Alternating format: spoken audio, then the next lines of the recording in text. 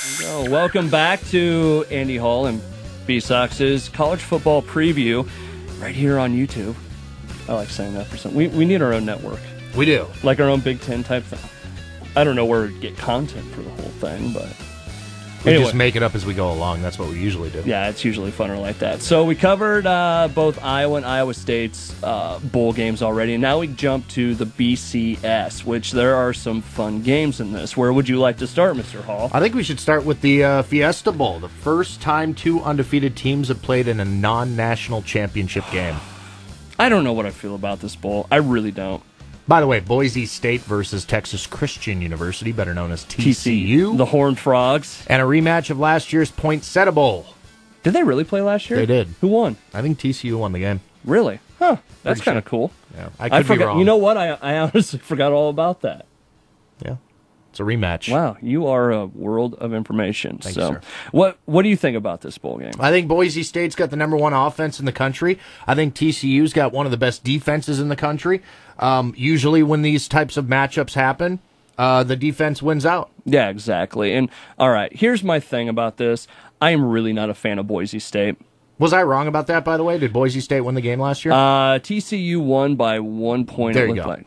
And see, that's what normally happens in these types of games. Boise State, the same type of offense this year, a juggernaut. They've been blowing over everybody. Yeah. TCU's defense, on the other hand, has been the same type of dominance. And this is what generally happens when you get a good, or a great, I should say, Yeah. offense and a great defense together. The defense generally wins the game. Here's my thing, and this is why I'm not a huge fan of Boise State, and really TCU for that most part. And there's a reason why. I think they should be meeting in a bowl that's, a better bowl, but I don't think either of these teams should be in BCS bowls. A little more meaningful than a Fiesta Bowl? A little less. Because here's my thing. You want them to be in a non-BCS situation because of the conferences they play in? Exactly. Okay. That really is. I think that comes up. And people always talk about, well, they went undefeated. Well, you went undefeated, and granted, Boise State did have a win over Oregon State, Oregon, who we'll get to here in a second. But I mean, you look at some of their teams they played. They played at Tulsa. They played California Davis, San Jose State, Idaho. All right.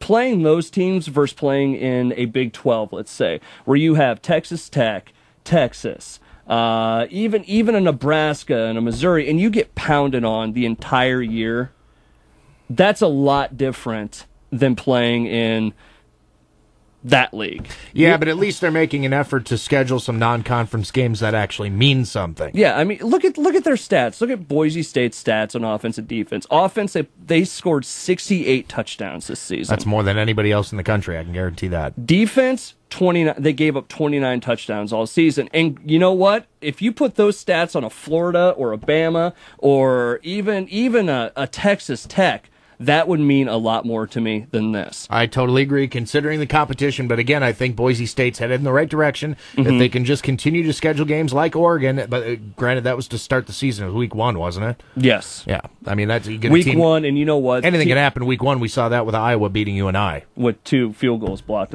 Anyways, so you take that into consideration. These two teams, if they're going to play in BCS, I think they should have been playing each other, which they are, and I'm happy about that. But overall, I'm not sold on either of these teams being BCS teams.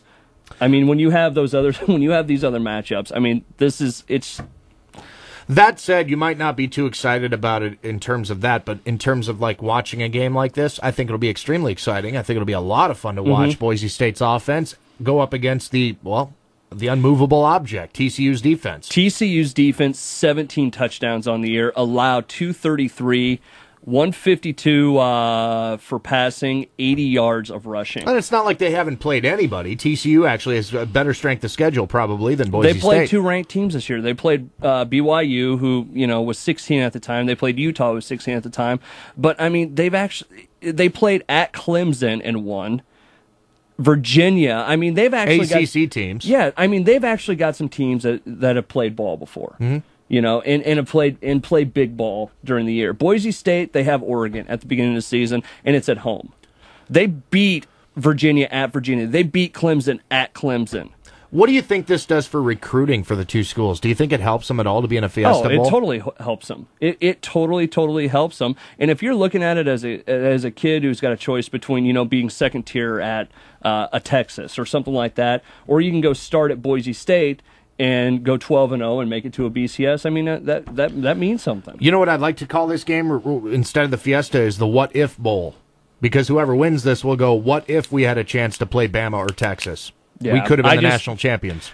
I like this bowl just because these two teams deserve each other, and it doesn't really prove anything afterwards. So they would disagree. They don't want to play each other again. They want to get a chance at a Florida or a Texas or a Bama, but they're just not going to get it this year. Yeah. So where do you want to go now? Let's go to the Sugar Bowl as we see Cincy take on Florida.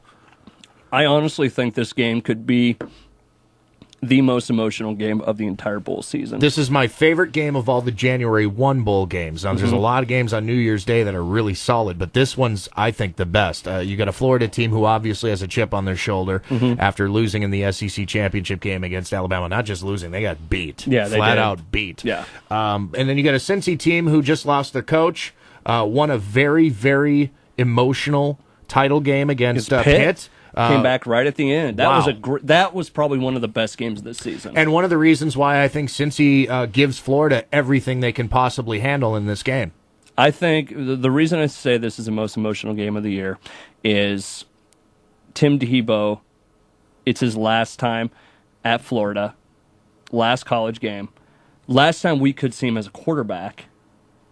Depending on what they want to do with him in the NFL. Exactly. And then you have Cincinnati, who, like you said, lost their coach, Brian Kelly, who you can say whatever you want about Brian Kelly, but you know what? If I was Brian Kelly, I'd take that job in a heartbeat. It's Notre Dame. Hey, he just went 12-0 and Cincinnati's not playing for a national title. Do you think Notre Dame, if they went 12-0, they would not be playing for a national title? Here's the thing. With Notre Dame, a lot more money for Brian Kelly, a bigger recruiting pool, and you're on TV each and every week on NBC. That being set aside, that's going to make Cincinnati very emotional. And if they use it right, they could put up big. I honestly think they could beat Florida. The two teams, very even as far as on paper. If you look, they both score about 35 to 40 points a game. Yeah. Both have really good offenses. Both have pretty good defenses. And anything can happen in this game. Well, to beat Florida, you need to be able to ground it out like Alabama did against them, or you need to be a high flyer among a high flyer. Which is what Cincinnati is. Exactly. They're certainly not a ground and pound type of team. They're a spread them out, throw for 400 yards in a game. And what's crazy is you never know how much, or if you can't kill Cincinnati. They are going to fight you till the very end. So that being said, the spread on the game is, what is it here? 10 in 10 favor points. of I can't see favor of Cincinnati, it looks like.